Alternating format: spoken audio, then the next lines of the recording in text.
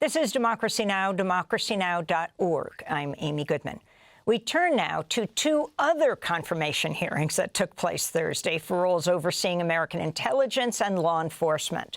Director of National Intelligence pick Tulsi Gabbard faced bipartisan skepticism, while Trump's pick to head the FBI, Kash Patel, appeared to have the support he needs despite vocal opposition from the Democrats. Kash Patel testified before the Senate Judiciary Committee, downplaying his past promotion of right-wing conspiracy theories, and said only 40% of Americans have faith in the FBI. While Republicans hailed him as a reformer, Democrats grilled Patel over his past comments calling for a so-called enemies list and praising the January 6th rioters. This is Democratic Senator Dick Durbin, ranking member of the Senate Judiciary Committee.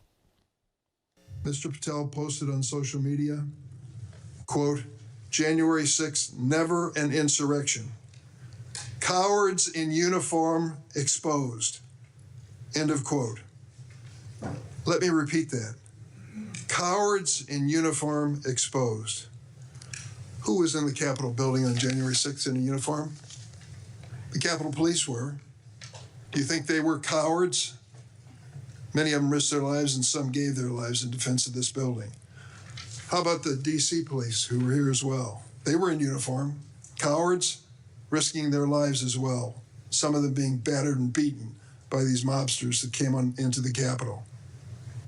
And Mr. Patel claims that the FBI agency aspires to lead, get this now, was planning January 6th for a year. He says the FBI was planning January 6th for a year. That's a quote. Mr. Patel has gone so far as to co-produce and sell musical recordings of a song performed by January 6 rioters in jail.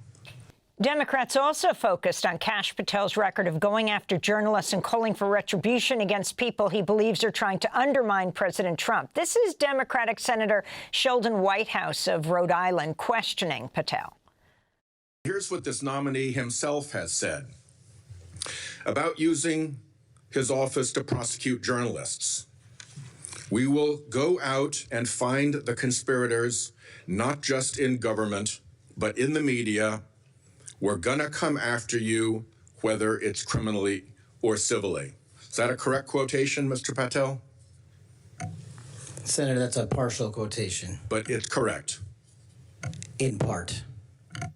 Regarding his publication of his enemies list, Mr. Patel proclaimed, the manhunt starts tomorrow, and reposted a video depicting him taking a chainsaw to his political enemies.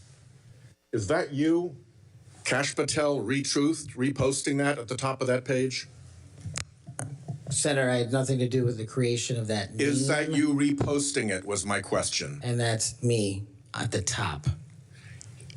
You said FBI agents were responsible for the violence on January 6th, and I quote you here, beyond a reasonable doubt. Is that what you said? That's completely incorrect, and I appreciate the opportunity to address that. I'll give you an opportunity in writing, but this is my time now. Have at it. An Inspector Attorney General investigation found that that was false. And you said we should impeach judges who rule against Donald Trump, who are, in your words, political terrorists. So that was Senator Whitehouse questioning Kash Patel. This is Democratic Senator Amy Klobuchar of Minnesota. Have you referred to the media as the most powerful enemy of the United States that they have ever seen? Is that right? Again, you're reading a quote. I take that you're reading an accurately. 22324. You said we're going to come after the people in the media who lied about American citizens who helped Joe Biden rig the elections. We're going to come after you, whether it's criminally or civilly. Is that something you said? That's a partial statement of what I said. Steve Bannon's podcast.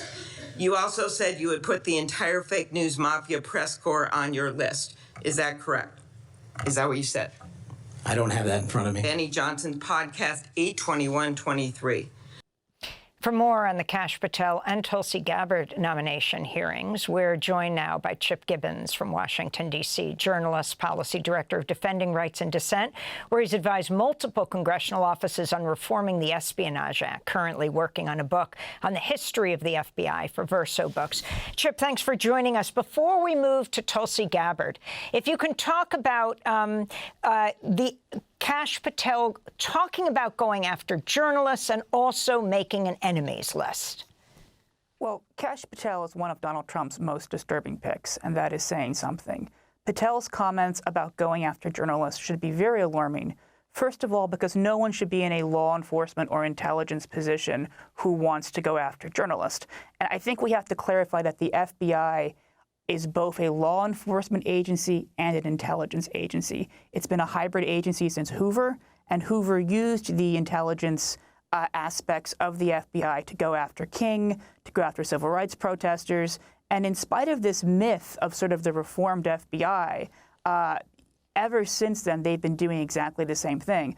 While writing my book, I've come up with documents from right before 9/11 that show them spying on World Bank protesters with incredibly intrusive means. So the FBI is a political police force, and we are nominating someone who has shown themselves to be gleeful about using its political policing powers.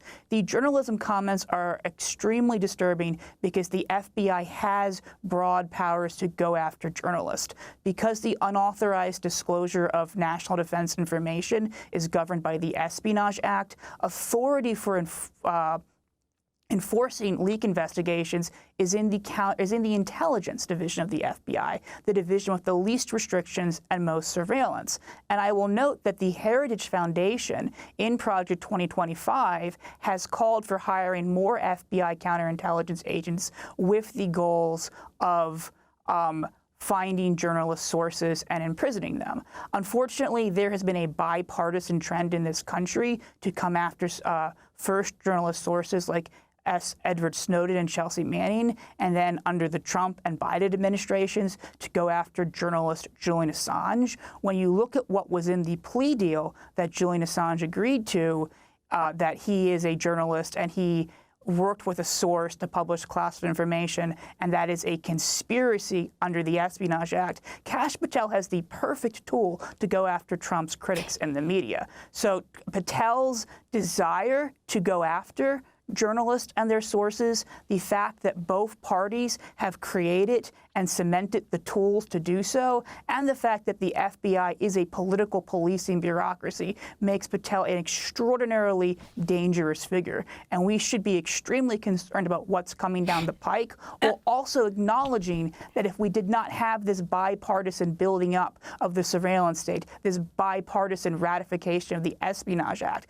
this bipartisan use of it against whistleblowers like Snowden, with journalists like Assange. Yes. I want to go to Edward Snowden, meaning I want to turn to the confirmation hearings for Tulsi Gabbard, Trump's pick for the Director of National Intelligence. She refused to call whistleblower Edward Snowden a traitor repeatedly throughout this hearing. This is a heated exchange with Colorado Senator Democrat Michael Bennet. Was Edward Snowden a traitor to the United States of America? Senator, I will also repeat my answer. He broke the law. You said earlier that you were offended by a question that my colleague from Kansas asked, which I think was his duty as somebody on this committee to fulfill his responsibility to advise and consent. We are not here to be a rubber stamp for the President of the United States. So let me ask you again, do you believe, as the chairman of this committee believes, as the vast majority of members of our intelligence agencies believe, that Edward Snowden was a traitor to the United States of America? Senator, if confirmed as Director of National Intelligence, I will work with you to make sure that there is not another Snowden-like leak. Media, it's not a moment to propagate theories, conspiracy theories, or attacks on journalism in the United States. This is when you need to answer the questions of the people whose votes you're asking for to be confirmed as the Chief Intelligence Officer of this nation. As my colleague said, this is not about you. It's about the people that serve the intelligence agencies of the United States. Is Edward Snowden a traitor to the United States of America? That is not a hard question to answer when the stakes are this high. Senator, as someone who has your served answer, in yes uniform, or no, is Edward Snowden a traitor to the United States of America? as someone who has worn our uniform in combat, I understand how critical our national security is. Apparently you don't. Apparently you don't. So that's Democratic Colorado Senator Michael Bennet, echoing questions from other Democrats and Republicans. There was a kind of consensus here. And Tulsi Gabbard repeatedly refused to call the whistleblower Edward Snowden a traitor. Chip, we just have 2 minutes. For those who aren't familiar with this case, but also what this means if she were to become the Director of National Intelligence, or if it's going to be the basis on which she's voted down.